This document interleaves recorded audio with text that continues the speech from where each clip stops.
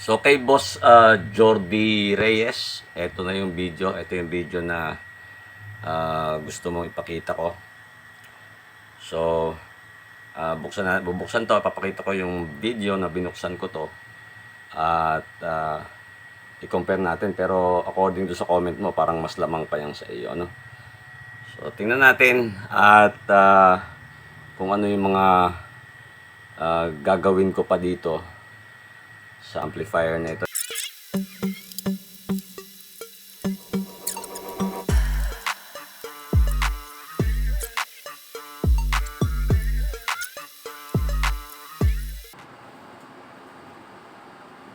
At eto na siya. Makikita na natin.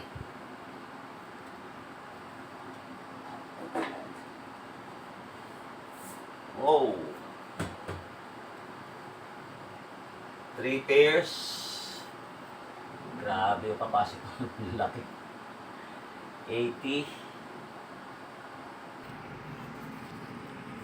So yan yung transformer niya. 45 lang to. So mas malakas pa yung ano. 45045, mas malakas pa yung transformer ni LX. Yung aking LX10, ang 63 yata yun. Hindi ko matandaan. 012 at saka yung ano. Pero grabe yung capacitor niya, oh. 10,000 UF, 80 volts, apat. And then yung kanyang diode ay may heatsink din. So yan yung very neat yung design. Ang speaker protection natin ay andito sa board.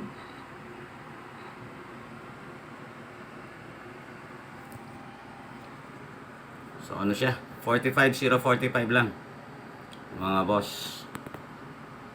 So most probably yung advertise nila na ano, ewan ko kung kaya abutin ito. Tingnan na lang natin kung ano matibay pagkakagawa, oh. You are watching Twin 88 channel. Don't forget to subscribe.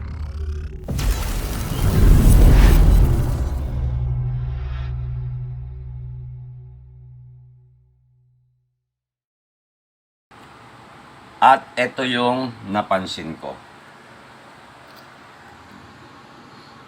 So ang power supply board niya is para sa P7000.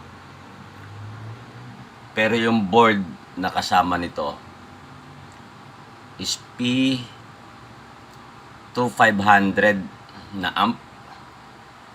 So parang lugi tayo, ah.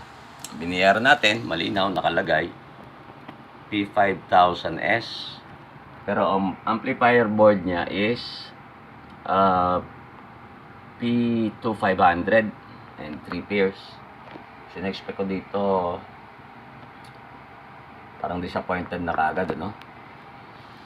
At may nakaabang na siya dito na bakante na slot para sa transistor. May nakaabang na rin siyang mga resistors dyan. So basta na lang lalagyan siya ng transistor. So ganun din dito sa kabila. May nakaabang na bakante, ah. Ito pala.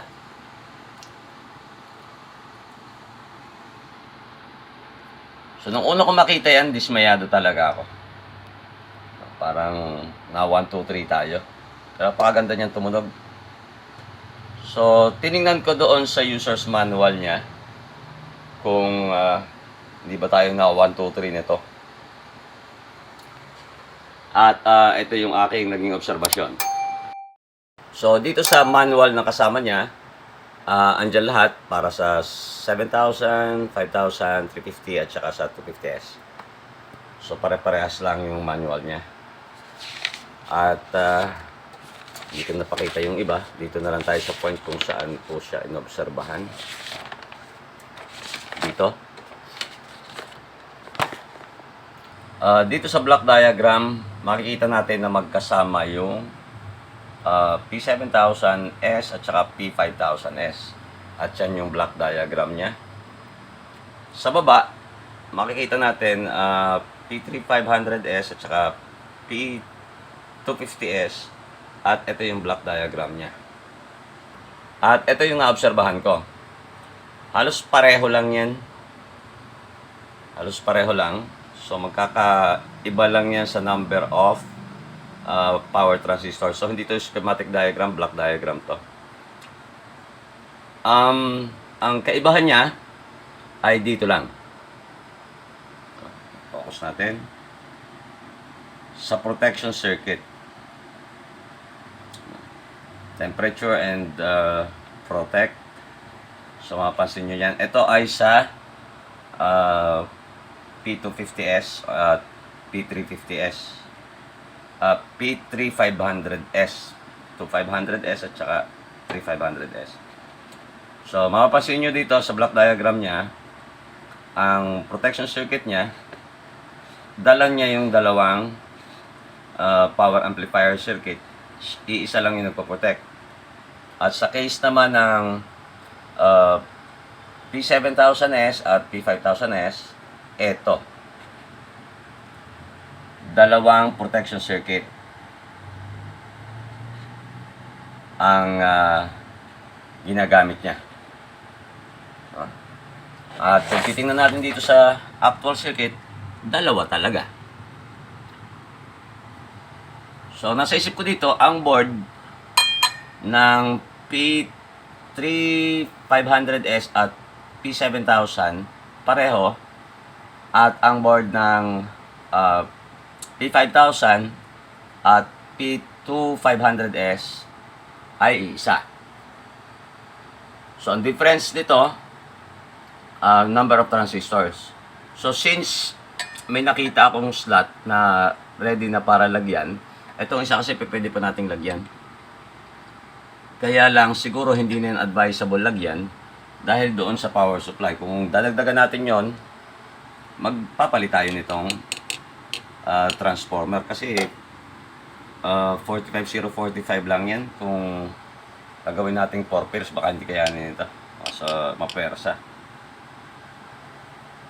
So, sukatin natin muna kung ano yung DC output niya pag na-rectify na.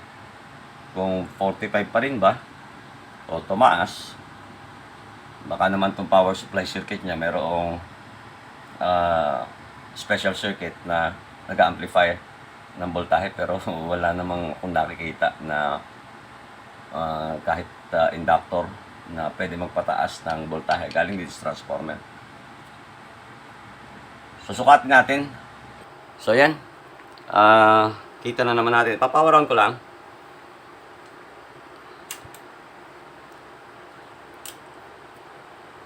And dyan, naka-power on na siya.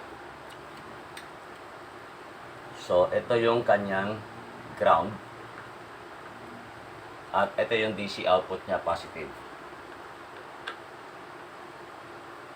Oops, bakit ganyan? Meron tayong 60 volts. Yan, 60. 59.960. Positive. At dito sa kabila, which is yung negative niya, ganun din, 59.8 negative. So, parang tumaas nga, no? Pero yung AC out niya, sukatin natin. 44.6. Kabila. 44, ganun din. 44.6. So, tingin ko sapat na naman yan para doon sa 4 pairs.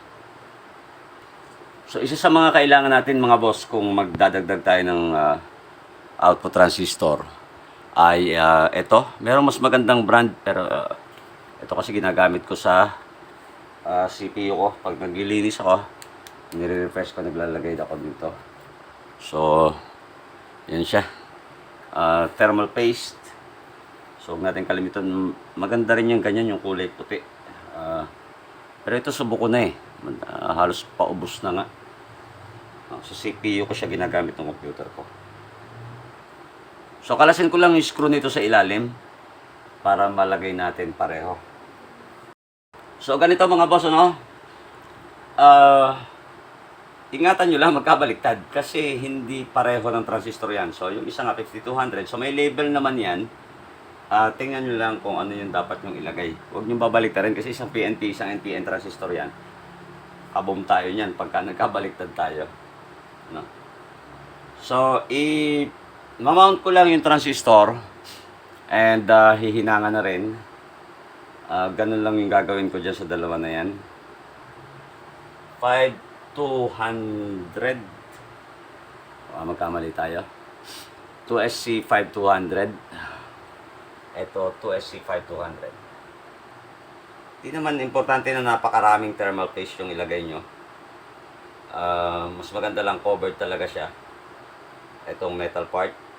Para madali siya ang purpose ito, madali mo i-dissipate yung init. At lagyan natin ng konti dito sa portion kung saan natin siya ikakabit. So again, yung transistor, wag mong babaliktad. Baka kasi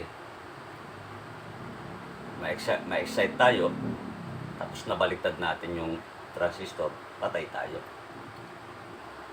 At ang isa pa natin kailangan i-test dito ay kung hindi dumikit yung ating kolektor.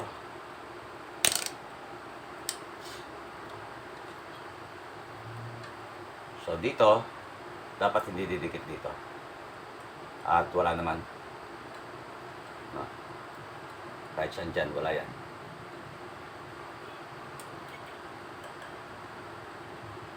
Dapat wala. Kasi pag dumikit yan, patay tayo dyan. Sa kabilang side, yung 1943 natin. 1943. Kasi 1943 ito, 1943 tayo.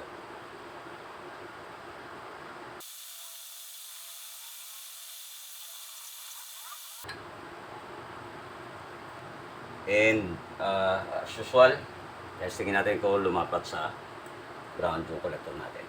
Wala naman.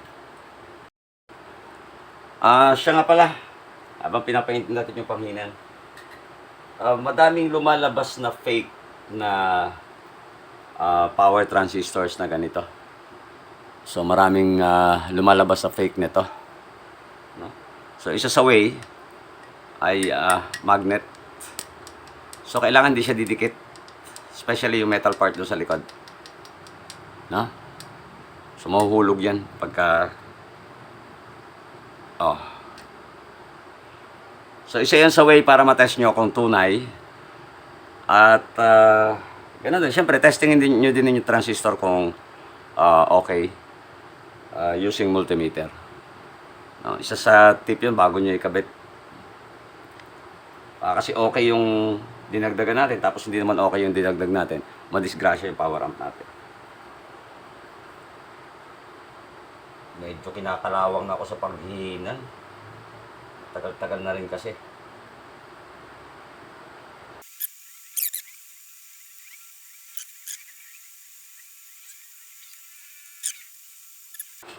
So yan, tapos na tayo dito sa unang channel. Malikabit ko na siya. Hindi ko pa lang na ituturnilyo. So yung kabila naman. So napasabay naman ang dating ng parcel. So ito kabubukas ko lang. Ang laman yan ay ito. So voltage regulator ito. Ang input niya is 12 to 24 AC/DC. So AC ilalagay ko dito. Ang out niyan is regulated 12. So kaya ako kumuha nito. Isa din sa ilalagay ko dito sa amplifier ito. Total bukas na. So imamount ko na rin to dito. Ang purpose ko nito mga boss ay ang cooling system kasi nito, kung mapansin nyo, dalawa na. Push-pull yan. Ito yung nagbubuga ng hangin papunta sa likod. Ito naman nagtutulak ng fresh air papunta dito sa amplifier. Although wala namang problema doon sa cooling system niya, kaya lang variable to. Naka-variable tong fan system niya. So pagka malamig pa siya, mahina lang ang ikot. Pare-pareho mapera dito kasi ito nakarekta dito. Mahina lang yung ikot. So iinit pa rin siya. At pag naka-high volume ako, nakakaramdam pa rin ako ng init. Pero hindi masyado. At bumibilis na rin yung ikot nito. Ang gagawin ko dito, gagawin kong constant 12 volts itong nasa likod. At ito na lang yung magiging variable. Itong nasa harap na ito. So habang malamig, mahina ang ikot niya. Pero pagka uminit na, lalakas na rin ang tulak ng hangin papunta dito sa ating heatsink. Pero ito hindi na magbabago. Constant siya na 12 volts ang gagawin ko supply. So pareho yung nasa likod na yan. Ito yung gagamitin. So ito na mga boss, ano? Okay na. Nailagay ng pareho yung additional nating transistor. Bali nagdagdag tayo ng tig-isang pair. So ngayon ay 4 pairs na yan. And at the same time, sabay namang dumating yung voltage regulator na i-add ko na rin siya. So kumuha lang ako ng AC supply dito sa isang side ng 12 volts. So regulated 12 yan. Etong fan na ito ngayon, dati variable. At saka ito, so humihina yan, mababa yung voltahe na ibinibigay nitong board pag malamig yung ating heatsink, yung temperature sensor niya. Hindi pa nag-engage. So, variable yan, pabago-bago. Mas gusto ko yung maglalabas ng hangin, ng mainit na hangin, ay continuous na lang. So, ito yung magiging variable, yung magpapasok ng cold air. So, mas mahina ang buga ng hangin dito kaysa dito. Mas malakas to. At the same time, meron pa rin akong pinalitan. So, ang kasama na heatsink nitong voltage regulator ay ito lang, maliit na ito. So, hindi ako kontento. Baka mamaya, akala ko maandar pa yung pan, wala na palang supply. Kasi bumigay na yung 7812 natin. Pinalitan ko siya ng ganyan kalaki. Na yan naman, tinatamaan din ng hangin galing dito. So, initial test kanina mga boss, umiinit to. So ngayon, baliwala na. So nilagyan ko din ng thermal compound. Ano pa ba?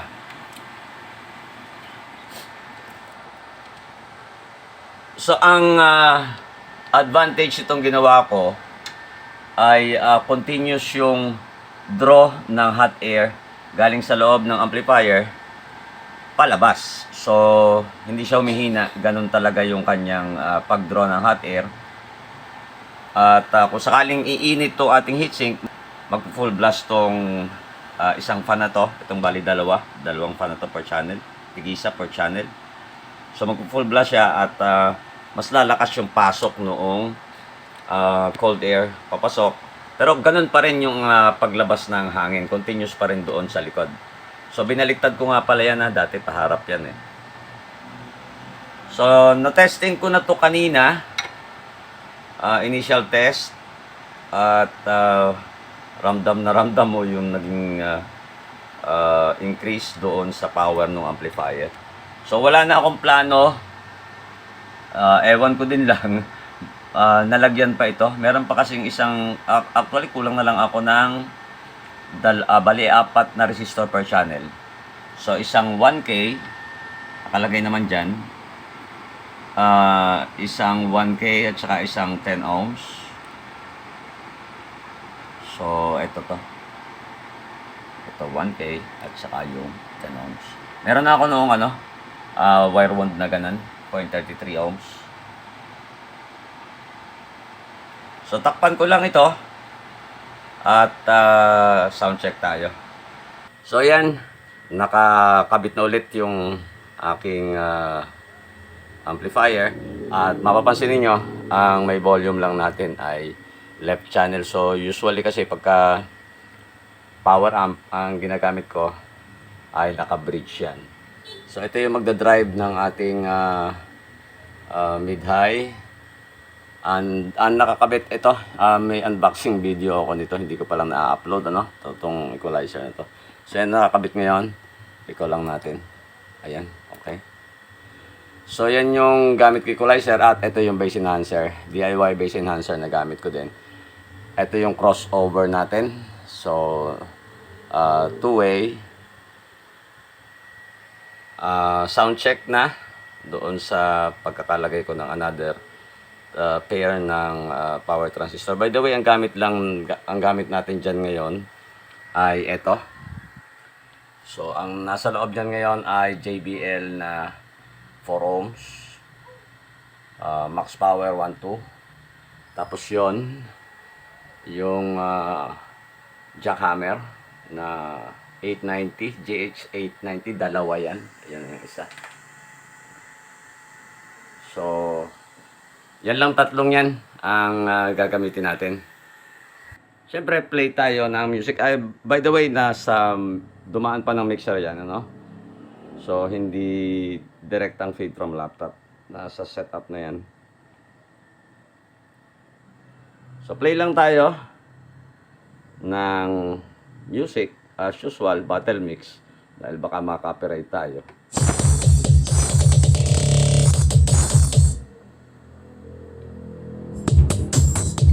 So, ganyan. Kaya wala akong karekla-reklamo kahit pag ganon ang dumating sa akin. Ganyan siya pumayo. Parang junk shop dito, oh. Gawa ko. Ganyan siya. Sana ma-pick up ng camera ko. Ano? Grabe.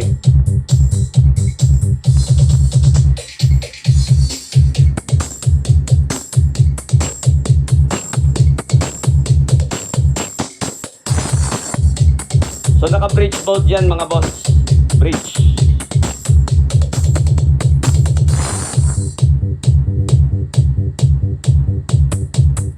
Kailangan ko lang. may klase yung mga bata. Diba? Baka sabihin naman yung pinayanigan ang pag-aaral namin. So hanggang dito na lang muna mga boss. Ano?